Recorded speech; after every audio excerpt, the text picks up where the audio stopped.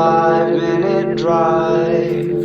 In my imagination you're waiting, lying on your side, with your hands between your thighs.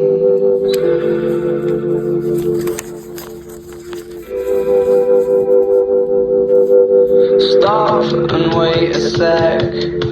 When you look at me like that, my darling, what did you expect? I'd probably still adore you with your hands around my neck, or I did last time I checked.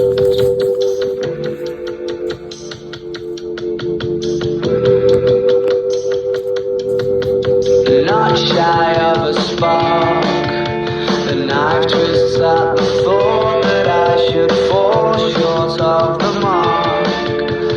Frightened by the spark,